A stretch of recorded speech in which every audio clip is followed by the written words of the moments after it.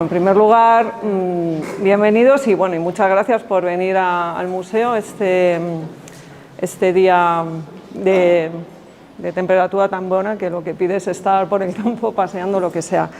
Hoy presentamos la última de las actividades del ciclo que hemos tenido de conciertos para el patrimonio de este curso.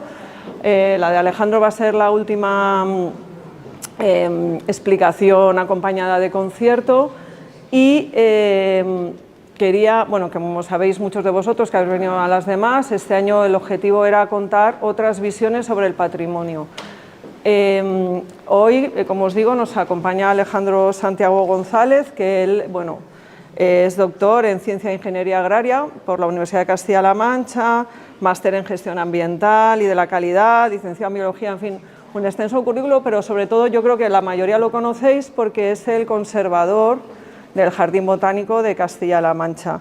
Él trabaja también en proyectos de investigación sobre flora endémica o flora silvestre amenazada y además es el responsable del banco de germoplasma del Jardín Botánico, que tengo que deciros que es de referencia, la Junta de Comunidades lo ha declarado de referencia para lo que es conservación y protección de semillas. Como responsable, como conservador del Jardín Botánico, es el responsable de la gestión y del manejo ecológico de este jardín, que también tengo que deciros que es el primer jardín botánico de la península ibérica, o sea, de España y de Portugal, que está reconocido como jardín ecológico. Entonces, digamos, que tiene la excelencia ecológica, es como una de las máximas distinciones, ¿no? Si me equivoco me corriges, que se le puede dar a un jardín botánico ecológico. Entonces tenemos que estar contentos de que esté aquí, de que los albacetenses lo disfrutemos y que tengamos gente como Alejandro o como Pablo, que está aquí también acompañándonos, que se encarguen de cuidar este jardín. En este ciclo nos parecía muy interesante contar visiones del paisaje fuera de lo que es la explicación de la pincelada o la que podríamos hacer nosotros como historiadores o historiadores del arte, y por eso elegimos a Santiago para que nos lo contase, que se ofreció, nos dijo que sí rápidamente, y estoy segura que os va a encantar porque yo ya lo he escuchado alguna vez y a mí me parece muy interesante y muy reveladora y muy bonita la explicación.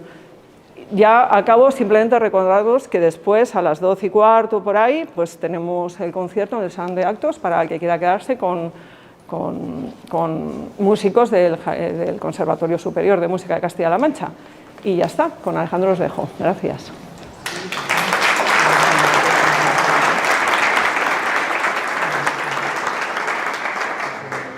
Muchas gracias, Blanca, por tu presentación y gracias al museo por invitarnos y favorecer esta colaboración entre museos, porque al final el Jardín Botánico es otra cosa que un museo, solo que nosotros le ponemos son plantas vivas y no obras de arte.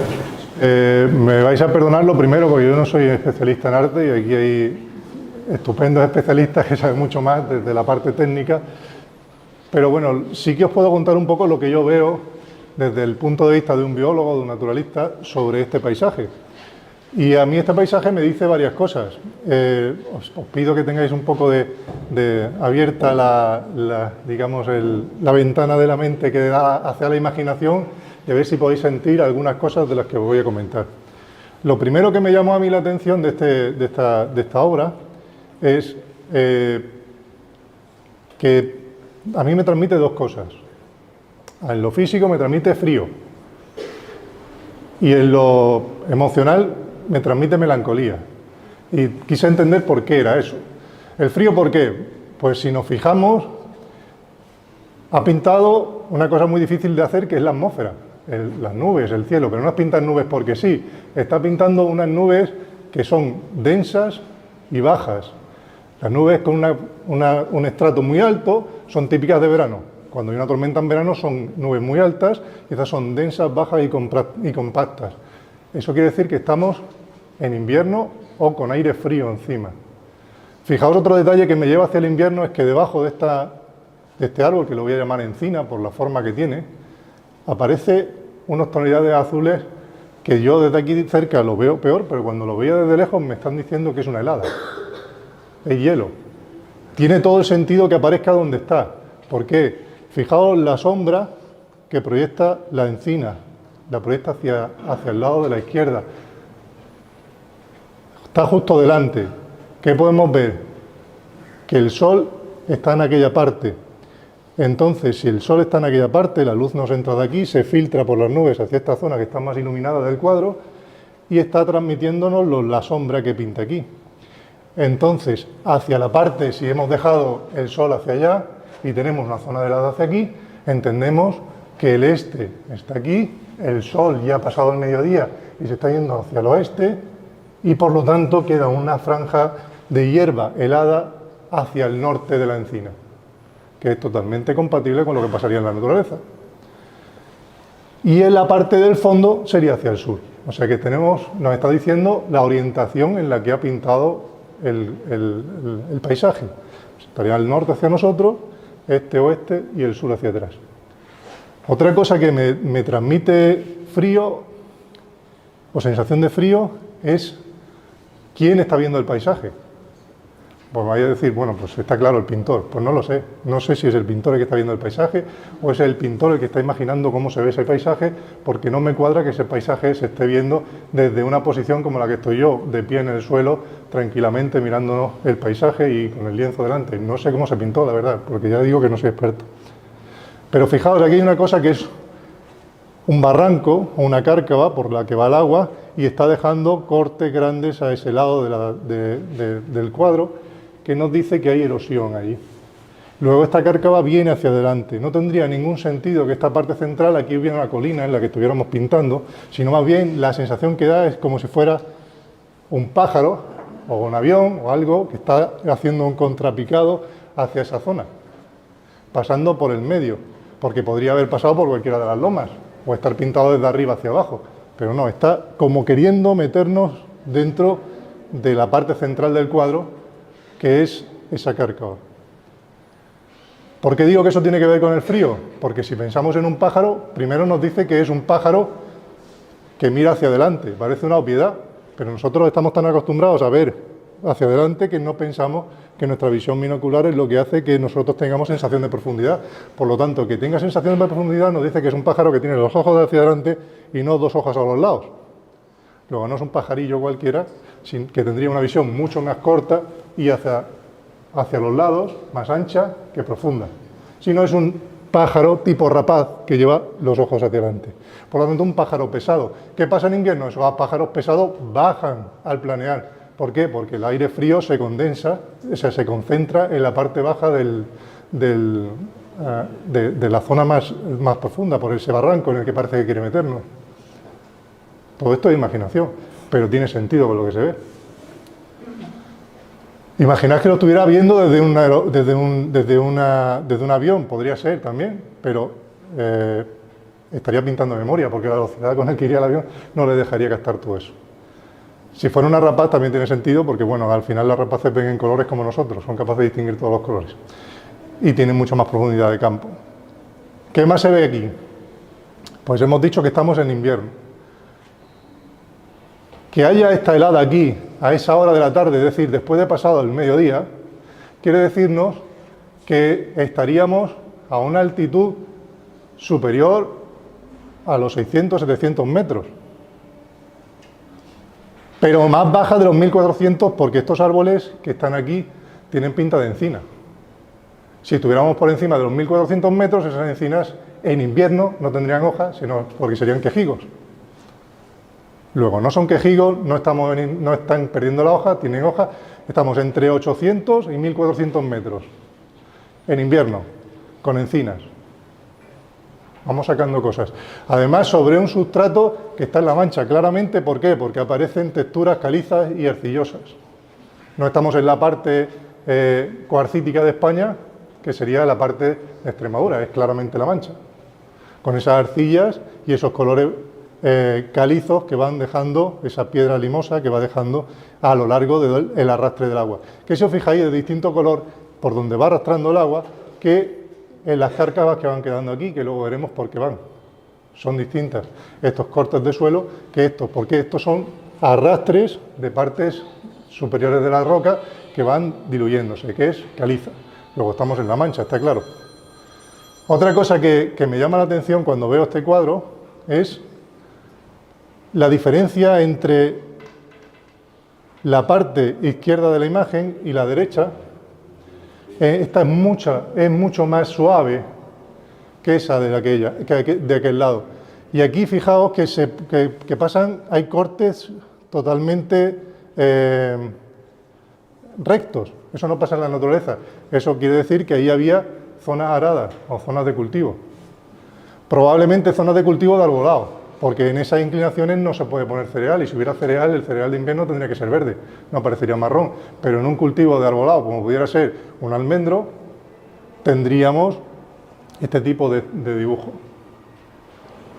Sin embargo, hacia la zona de abajo, donde aparecen estas dos grandes ejemplares de encina, ya encontramos ese verde mezclado con el azul, que vuelve a decirnos otra vez que hay frío.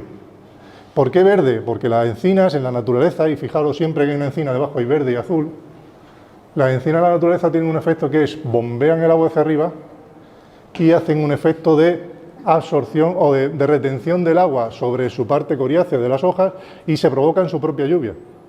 Con lo cual tiene sentido, todo el sentido del mundo, que estas encinas debajo tengan hierba, que no aparece en los otros sitios. Y sobre la hierba la humedad es mayor, con lo cual si se va a congelar la humedad, se va a congelar sobre esa hierba y no sobre esto, que está labrado. Luego vuelve a tener sentido. Ya digo que no sé si lo está observando, pero biológicamente lo que está poniendo ahí tiene sentido.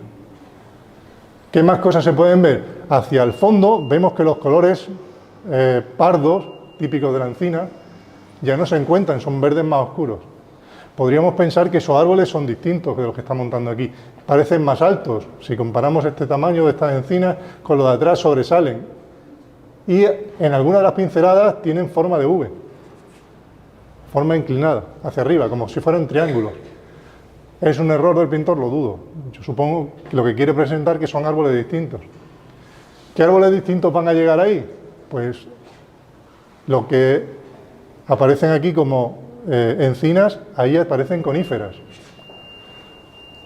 ¿Por qué digo coníferas? Podrían ser árboles de galería por ser una zona más baja y como lleva una continuidad, podría ser que por ahí pasara un río. Sí, pero como hemos dicho que es invierno, pues no tendrían hoja. Por lo tanto, tienen ese verde más azulado con hoja, corresponde a coníferas. ¿Qué pintan unas coníferas en un sistema mediterráneo como puede ser este con encinas y esto que parece que es o genistas porque tiene puntas amarillas o romeros? Pues pueden ser, si fuera una zona más baja de eso que os he dicho, podría ser porque estamos en una garriga termófila y aparece mezclado con algún tipo de pino carrasco o alguna sabina mora, pero en esa altitud que me he atrevido a decir, más o menos, podría ser o bien una sabina albar o bien pinos de repoblación. En 1944 se empiezan las repoblaciones en Castilla-La Mancha, con lo cual pinos jóvenes podrían aparecer, bueno, se empiezan a partir de 1860 y pico, pero digamos que en serio empiezan en la parte sur de La Mancha, empiezan en 1944.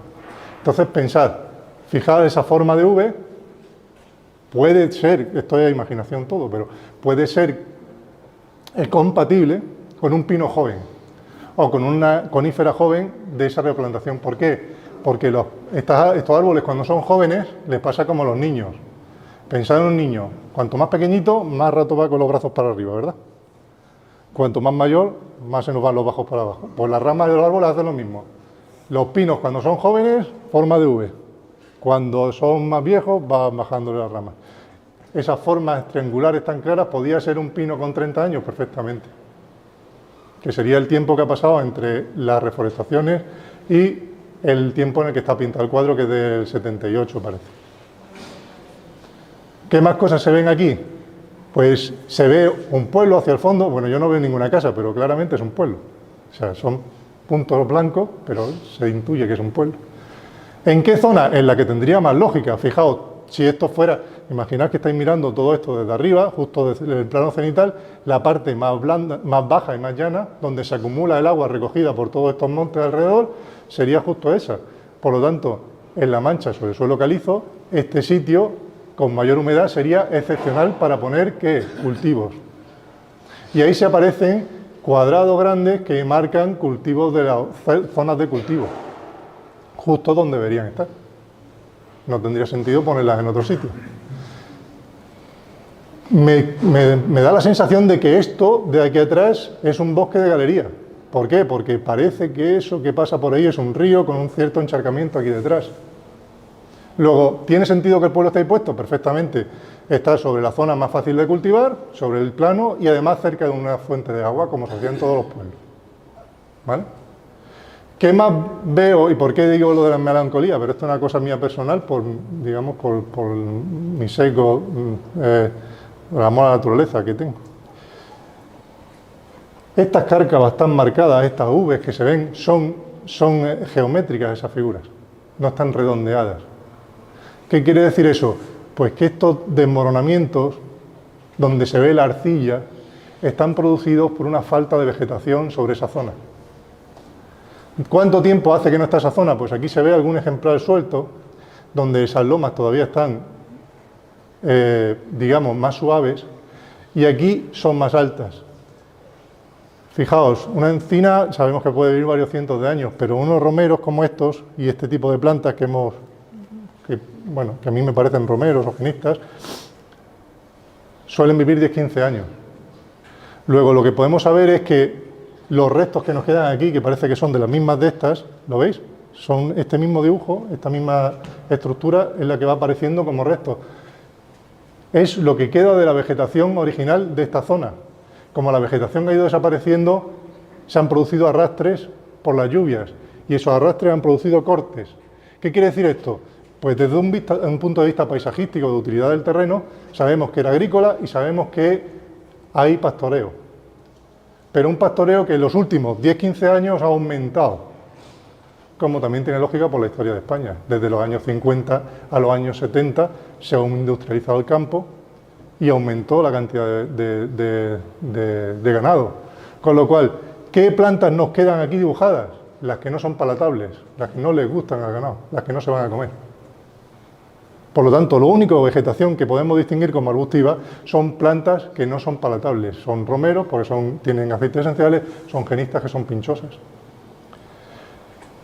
¿Qué pasa cuando hay un exceso de pastoreo en los sitios? Desaparece la cobertura vegetal, aparecen con estas lluvias arrastres de terreno y se ve claramente el suelo que estaba escondido bajo esa tapa, que es esa arcilla que es arrastrada y se queda descarnada, esos cortes que me indican ese exceso de pastoreo. Por lo tanto, eso, por lo menos a mí, me da esa sensación que hemos dicho al principio, de frío y de melancolía. No sé si esto tiene mucho sentido a nivel artístico, pero es lo que se puede, o lo que puedo ver del cuadro. No sé si estaréis de acuerdo conmigo. Eso es que no. O os he convencido o no.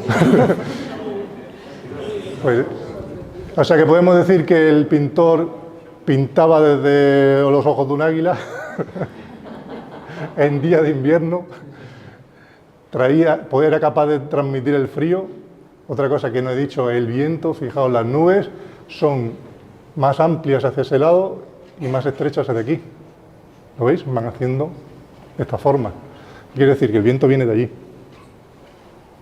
Sabemos el viento, sabemos el frío, sabemos la orientación en la que está hecho, sabemos la altitud, sabemos la vegetación, sabemos por dónde pasa el agua, sabemos que hay mucho pastoreo, sabemos que el pueblo está bien puesto, ¿okay? Pero yo no tengo ni idea de dónde está hecho. Si alguien lo sabe, que me lo diga. Bueno, pues nada, hasta aquí la intervención.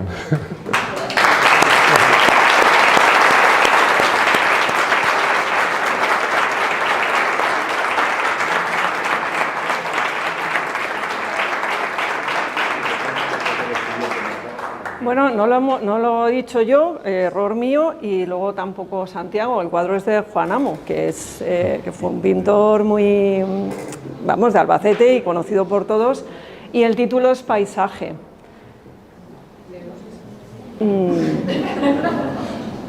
No sé, a lo mejor familia, ¿no? Que creo que estáis por aquí, familia de Juan, sabéis dónde pudo pintarse o cómo pudo pintarse. No sé si podéis, porque yo no llegué a tratar...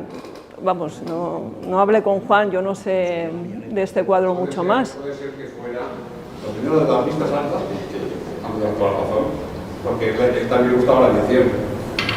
Entonces, como llevaba la avioneta y las de esas, pues tenía la opción de... Puede ser que fuera la zona de más familiares. Perdón, de la zona de El Bonillo, por esa zona alta, que estamos entre los 800. Entonces te cambio los pinos de población por sabinas. ¿El qué? Pero la forma es la misma y la explicación del niño, eso también me vale. O sea que, y también te puedo decir que, digamos, joder, creo que, porque yo conociendo a mi padre, evidentemente, creo que ya lo estabas clavando. pues muchas gracias. Pero sin mi padre haber pensado en lo que tú estabas haciendo para plasmarlo. Entonces yo creo que eso es el arte, es conciencia. Has justificado arte. Los jodidos con arte es justificar ciencia. Bueno, también. Hay unos científicos que tienen mucha arte. Pero vamos, que enhorabuena, lo has hecho de maravilla. Gracias, muchas gracias.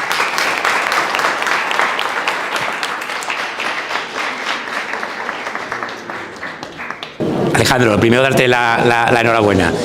Decirte, nada, que lo primero que tenéis en común con mi padre es que era un amante de la naturaleza. O sea, cuando alguien se pasa toda... Aunque él tocaba muchos géneros, el paisaje era su buque insignia y él, la naturaleza, el viajar, estar en el campo, el salir, era una cosa que la llevaba dentro. Yo creo que por eso tú has sido capaz de transmitir, efectivamente, las ideas que llevaba mi padre. O sea, mi padre, el paisaje, efectivamente, estaba mucho en el campo, pero lo llevaba en la mente. Cuando llevas en la mente, puedes ser capaz de llevarlo un punto más. Y por eso él intentó que el paisaje revolucionó desde el punto de vista el tema del paisaje. Como tú muy bien has dicho, pintar la atmósfera, yo creo que fue un pionero en el tema de pintar la atmósfera.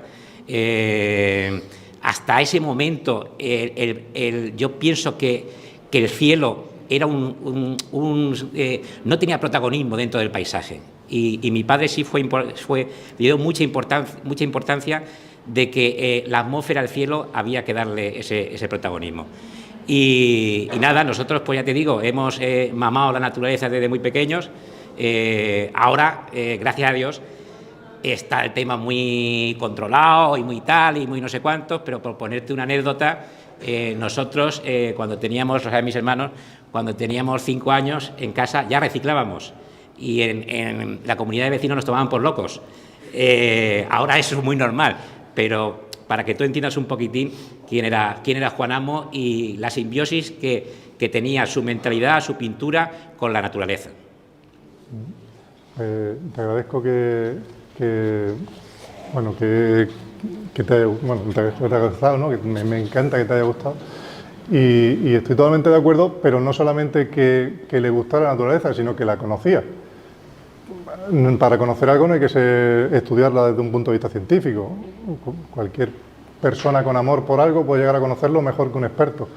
Y en este caso, como por centrarnos en lo que decías de la atmósfera, que tú seas capaz de hacer una cosa que es, no sé, es que tiene solamente una dimensión, tú estás pintando sobre la misma superficie. Que tú seas capaz de pintar una cosa que veas el frío, es complicado.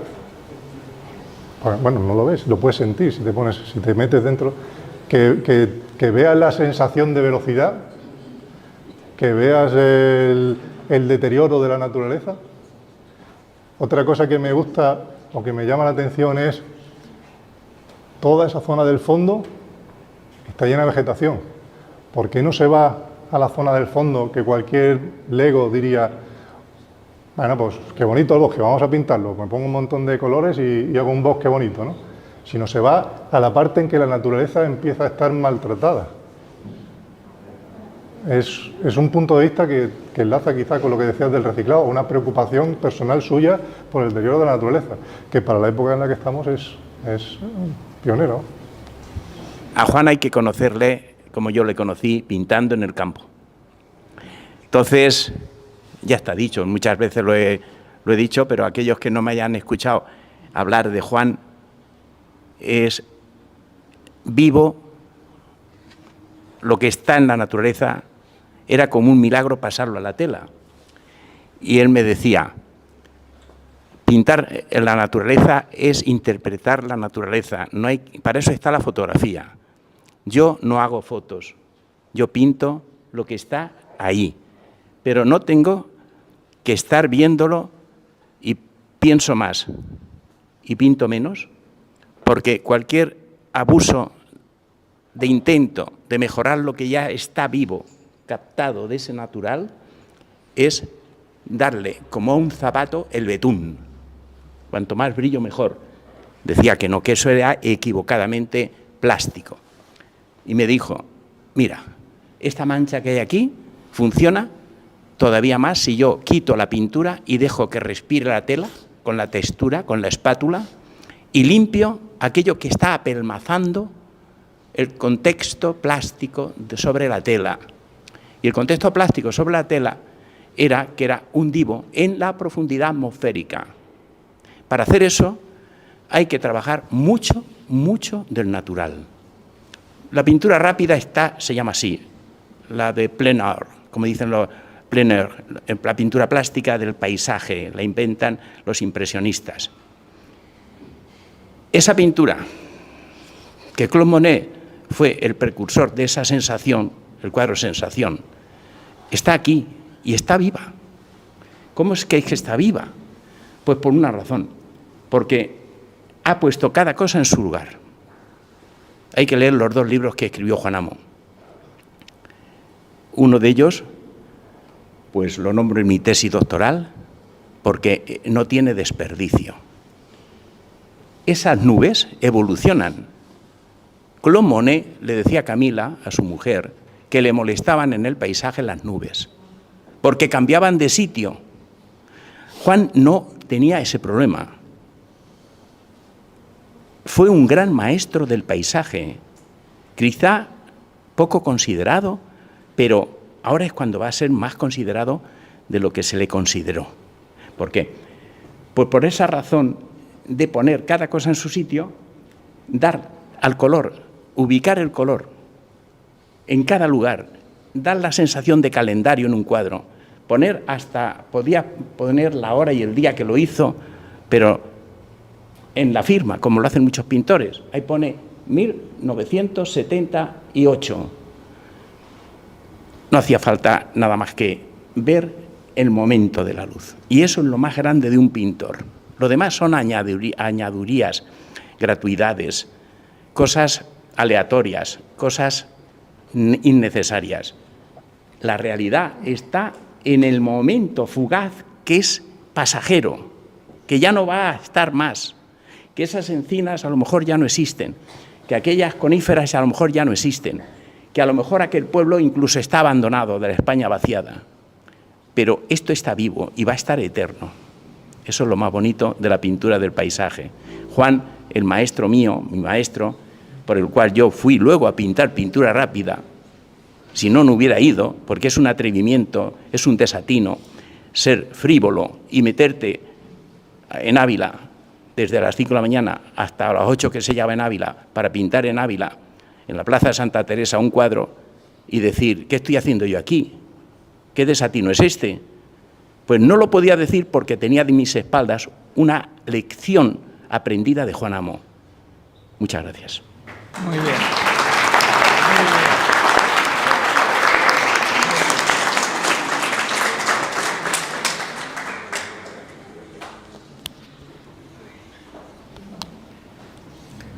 Pues nada, os vuelvo a repetir, a las 12:15 en el auditorio, en el Salón de Actos del Museo, y si queréis darle una vuelta al cuadro desde más cerca, pues para vosotros.